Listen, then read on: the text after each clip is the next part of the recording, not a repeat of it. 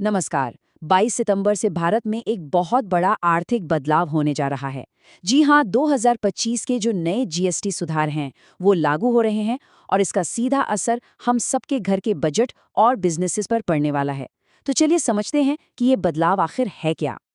तो देखिए, सबसे बड़ी और अच्छी खबर तो यही है कि हमारी रोजमर्रा की और कई बड़ी-बड़ी चीजें अब काफी सस्ती होने वाली हैं।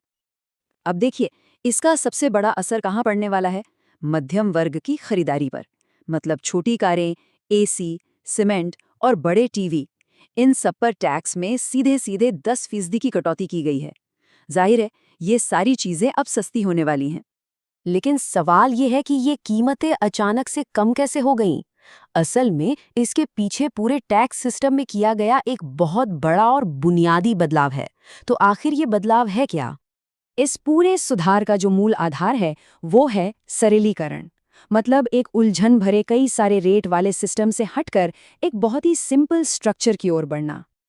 बदलाव बहुत सीधा और साफ है। पहले जहां 5%, 12%, 18% और 28% इतने सारे टैक्स स्लैब थे जिससे काफी कंफ्यूजन होता था, अब उस उलझन को खत्म कर दिया गया है। नई व्यवस्था में मुख्य रूप से सिर्फ दो दरें होंगी। वैसे इस नई संरचना को बहुत सोच समझकर बनाया गया है। बिना पैकेज वाले खाने पीने के सामान और जीवन रक्षक दवाओं जैसी एकदम जरूरी चीजों पर कोई टैक्स नहीं है, मतलब 0%। वहीं दूसरी तरफ लग्जरी कारों और तंबाकू जैसे उत्पादों पर 40% की ऊंची दर रखी गई है, ताकि पूरे सिस्टम में एक संतुलन और निष्पक्षता बनी रहे। तो इस नई टैक्स व्यवस्था का असल दुनिया में क्या मतलब है? इसका असर इकोनॉमी के कई सेक्टरों पर पड़ेगा। चलिए शुरुआत करते हैं ऑटोमोबाइल सेक्टर से। यहाँ पर तो इसका असर बिल्कुल सीधा है। त्योहारी सीजन से ठीक पहले आम लोगों के इस्तेमाल में आने वाली गाड़ियों की कीमतों में एक बड़ी कटौती की उम्मीद है।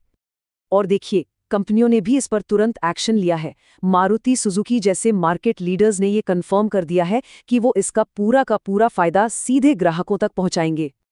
ये बदलाव हाउसिंग और इंफ्रास्ट्रक्चर सेक्टर के लिए भी एक बहुत बड़ा बूस्ट है। इससे घर बनाने की जो बुनियादी लागत है, वो अब कम हो रही है। अच्छा, अब बात करते हैं हेल्थ केयर की। यहाँ भी बहुत बड़े और ज़रूरी बदलाव हुए हैं। जो लाइफ सेविंग ड्रग्स हैं, उन पर जीएसटी अब 0 हो गया है, 0। लेकिन शायद सबसे बड़ी राहत की बात है बीमा को लेकर। लाइफ और हेल्थ इंश्योरेंस के प्रीमियम पर जो 18% का टैक्स लगता था ना, वो अब पूरी तरह से खत्म कर दिया गया है। और इंडस्ट्री के एक्सपर्ट्स भी इसे एक ऐसा कदम मान रहे हैं जो आम आदमी के स्वास्थ्य और उसकी फाइनेंशियल सिक्योरिटी को सीधे तौर पर बेहतर बनाएगा, और किफ़ायती भी। तो सवाल ये उठता है कि आखिर इस बदलाव की ज़रूरत पड़ी ही क्यों?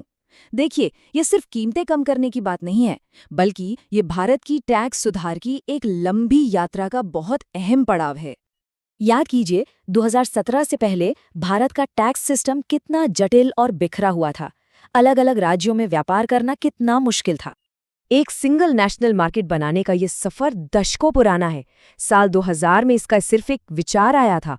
2017 में जाकर जीएसटी लागू हुआ और अब 2025 के ये सुधार इस यात्रा को एक नए और बहुत जरूरी मुकाम पर ले जा रहे हैं। और इस सिस्टम का एक बहुत बड़ा नतीजा ये हुआ है कि हमारी इकोनॉमी फॉर्मल हुई है। सोचिए, जहां 2017 में लगभग 66 लाख टैक्स पेयर्स थे, वहीं 2025 तक ये संख्या दोगुने से भी ज्यादा बढ़कर 1.5 करोड़ के पार पहुंच गई है। और इसी वजह से सरकारी राजस्व में रिकॉर्ड बढ़ोतरी हुई है। यह दिखाता है कि सिस्टम को सरल बनाने और कंप्लायंस को बेहतर करने से सरकार की कमाई भी काफी बढ़ सकती है। और ये हमें एक बड़ी तस्वीर की ओर ले जाता है, यानी सरकार का लक्ष्य, जो कि आर्थिक विकास का एक ऐसा चक्र बनाना है जो खुद ब खुद चलता रहे। इसका सिद्धांत बहुत सरल है। जब चीजें सस्ती होंगी तो लोग ज्यादा खर्च करेंगे। इससे बिजनेस को बढ़ने में मदद मिलेगी, टैक्स का दायरा बढ़ेगा और आखिरकार पूरी अर्थव्यवस्था और मजबूत होगी। इन सुधारों को सीधे तौर पर नागरिकों के लिए एक फायदे के रूप में पेश किया गया है, जिसका मकसद सिर्फ बिजनेस करना आसान बनाना नहीं, बल्कि आम लोगों के जीवन को भी सुगम बनाना है। तो कुल मिलाकर ये भारत के हाल के वर्षों के सबसे महत्वपूर्ण आर्थिक सुधारों में से एक है। और ये हमें एक अहम सवाल पर छोड़ जाता है कि क्या इस जबरदस्त सरलीकरण के साथ भारत का जीएसटी आखिरकार समावेशी विकास के लिए अपनी पूरी क्षमता को अनलॉक कर पाएगा?